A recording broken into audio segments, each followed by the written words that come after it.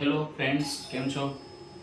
આજે આપણે 12th commerce Gujarati medium એકાઉન્ટનો ચેપ્ટર નંબર 3 પાઘડીનું મૂલ્યાંકન એનો એક દાખલો શીખીએ. વિભાગ ડીમાં 2 દાખલા પૂછાય છે. 4 માર્ક્સનો એક દાખલો એમ કરીને 8 માર્ક્સના 2 દાખલા પૂછાય છે. એટલે વિભાગ ડીમાં પાઘડીના 2 દાખલા કમ્પલસરી હોય છે, એ ધ્યાન રાખજો. તમને રકમમાં શું આપ્યું છે એ પહેલાં તો ખાસ જોવાનું છે. તમને કીધેલું હશે અધિક નફાની રીત. આપણે આજે અધિક નફાની રીત શીખીએ. અધિક નફાની રીતમાં મિલકતો 6 લાખ આપી છે, દેવા 2,50,000 આપ્યા છે, અપેક્ષિત વળતરનો દર 10% આપ્યો છે અને ખરેખર નફો એમાં વર્ષ અને નફો આવું તમને આપેલું છે. એટલે 2014-15નું 80,000, 2015-16નું 70,000, 2016-17નું 90,000 આવી રીતે તમને નફો આપેલો છે. દાખલા નંબર 8મો છે, પેજ નંબર 105 ઉપર તમને એની રકમ જોવા મળશે. આ બધી માહિતી તમને આપેલી છે અને સાથે સાથે ખરીદીના વર્ષ એમાં તમને છે ને પ્રમાણ આપેલું છે. જૂનું પ્રમાણ પણ આપ્યું છે અને નવું પ્રમાણ પણ આપ્યું છે. આપણે એની જરૂર જ નથી, ક્યાંય જોવાનું નથી. ભલે વાંચવાનું ખરું, આખી રકમ વાંચવાની ખાસ. અધિક નફાની રીતે પાઘડીની રકમ શોધવાનું કહેલું છે અને 3 વર્ષની ખરીદીના આધારે શોધવાનું પણ કહેલું છે. એટલે 3 વર્ષની ખરીદી છે એવું યાદ રાખજો, કારણ કે આપણે સૂત્રમાં આગળ કામ લાગશે. ઓકે, તો અધિક નફાની રીતમાં ફરીથી એકવાર દાખલા નંબર 8 પેજ નંબર 105 આ તમને માહિતી આપેલી છે.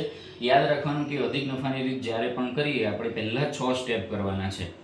ક્રમ વાઇઝ આપણે 6 સ્ટેપમાં પહેલું સ્ટેપ આવશે રોકાયેલી મૂડી. રોકાયેલી મૂડી એટલે કુલ મિલકત માઇનસ કુલ દેવા. તો કુલ મિલકત આપણને આપેલી છે, કેટલી છે? 6 લાખ છે, મૂકી દેવાનું. અને કુલ દેવા કેટલા છે? 2,50,000 છે.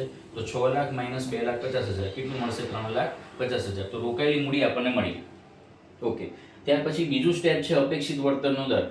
તો અપેક્ષિત વળતરના દર માટે ઉપર જે ઇન્ફોર્મેશન છે, માહિતી, એમાં અપેક્ષિત વળતરનો દર 10% આપેલો છે, એ ખાલી લખી નાખવાનો છે. તો અપેક્ષિત વળતરનો દર 10% થઈ ગયું. ત્રીજું અપેક્ષિત નફો. તો રોકાયેલી મૂડી અને અપેક્ષિત વળતરનો દર આ બંને જે આપણે પહેલા 2 સ્ટેપ શોધ્યા ને એ બેનો ગુણાકાર કરવાનો છે. રોકાયેલી મૂડી ગુણ્યા અપેક્ષિત વળતરનો દર 3,50,000 અને ગુણ્યા 10% એટલે 35,000 તમને અપેક્ષિત નફો મળશે. સરેરાશ નફો, કુલ નફો ભાગ્યા વર્ષની સંખ્યા એનું સૂત્ર છે. કુલ નફો એટલે આપણને આજે આપ્યો છે ને, જો 80,000 હતો 70,000 થયો, 70,000નો 90,000 થયો, એટલે વધઘટ થાય છે.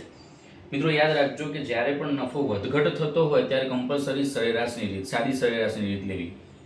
પણ જો સતત વધતો નફો હોય અથવા સતત ઘટતો નફો હોય તો તમારે કમ્પલસરી ભારિત સરેરાશની રીત લેવી પડે. આ લખ્યું નહીં હોય, લખ્યું હોય તો ખબર પડી જાય તમને, પણ જો કદાચ ના લખ્યું હોય તો તમારે આ નફો જોઈને ખબર પાડવી પડે કે નફો વધઘટ થતો હોય તો સાદી સરેરાશની રીત, અને સતત વધતો હોય કે સતત ઘટતો નફો હોય તો ભારિત સરેરાશની રીત તમારે લેવી પડે. ઓકે, પાછા આવીએ ચોથા સ્ટેપમાં. કુલ નફો 80,000, 70,000, 90,000 3 વર્ષનો નફો છે. તો 80 + 70 + 90 અને ભાગ્યા 3 વર્ષ છે એટલે 3 કરવાના. 2,40,000 ભાગ્યા 3 એટલે 80,000 તમને શું મળી ગયું? સરેરાશ નફો મળી ગયો. ઓકે, પાંચમો સ્ટેપ શું છે? અધિક નફો. અધિક નફો એટલે ચોથું સ્ટેપ માઇનસ ત્રીજું સ્ટેપ. સરેરાશ નફો માઇનસ અપેક્ષિત નફો, બાદબાકી કરો. સરેરાશ નફો એટલે 80,000 અને અપેક્ષિત નફો એટલે 35,000. 80 માંથી 35 જાય તો કેટલા મળશે? 45,000 તમને અધિક નફો મળ્યો. અને છેલ્લું સ્ટેપ આપણું છઠ્ઠું પાઘડી. પાઘડી શોધવા માટેનું સૂત્ર છે અધિક નફો આજે મળ્યું એના ગુણ્યા ખરીદીના વર્ષ. મેં તમને દાખલો ચાલુ થયો ત્યારે જ કીધું ખરીદીના વર્ષ કેટલા આપ્યા છે જોઈ લેવાનું. કેટલા વર્ષ છે? 3 વર્ષ. તો અધિક નફો 45,000 અને ગુણ્યા 3 વર્ષ એટલે 1,35,000. આ આપણી પાઘડી આપણને મળી જશે. તો આ 4 માર્ક્સનો આખો દાખલો છે. આ સ્ટેપ્સ ખાલી યાદ રાખશો ને સૂત્ર મૂકશો, કમ્પલસરી સૂત્ર મૂકવા પડશે, નહીં તો માર્ક્સ કપાશે.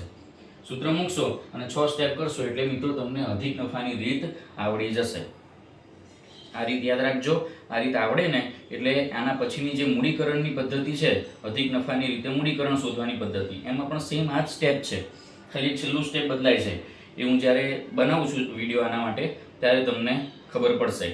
અને જો આવા વિડીયો વધારે જોઈતા હોય તો લાઈક કરો અને સબસ્ક્રાઈબ પણ કરી નાખો. Thank you.